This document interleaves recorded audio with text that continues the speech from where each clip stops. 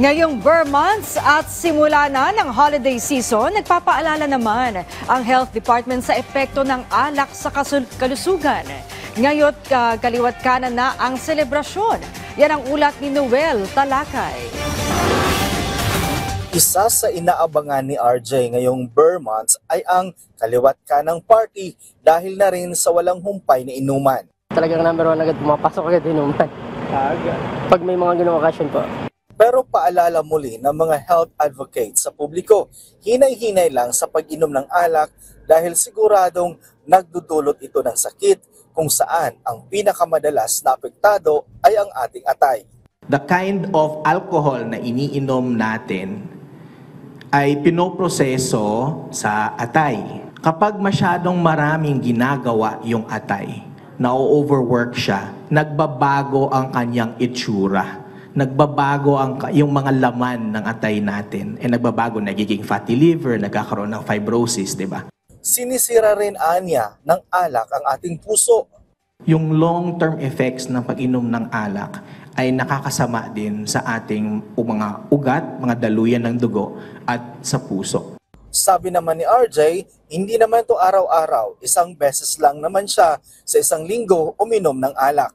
Once a week po, lalo na po pag walang trabaho kinabukasan. Pero giit ng Health Department, hindi totoo ang drink moderately dahil walang safe level ang pag-inom ng alak. So I think that culture na isang beses lang naman, minsan lang ay dala din ng kakulangan sa awareness na harmful ito at may risk ito na kasama. Bukod sa masamang epekto sa kalusugan sa 10 Pilipino na namamatay araw-araw dahil sa road accident, 3 dito ay nakainom ng alak. Ayon yan sa Global Burden of Disease Study na inilathala ng Institute for Health Metrics and Evaluation. Kaya naman panawagan ng mga medical society, mga kabataan at civic society group na gawing Alcohol Harms Awareness Month ang buwan ng Setyembre.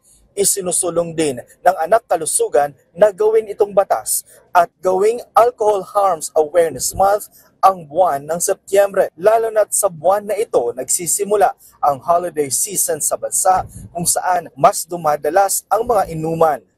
By priming our mindset and the community for us to be aware already of the upcoming celebrations, it allows us to make an informed decision already on how to regulate or even prohibit ourselves from engaging in such harmful acts. Suportado naman ito ng Kagawaran ng Kalusugan dahil alinsunod ito sa kanilang adhikain na sa bagong Pilipinas, bawat buhay mahalaga. Umaasa naman ang mga health advocates na magiging ganap na batas ito. Noel Talakay para sa Pambansang TV sa Bagong Pilipinas.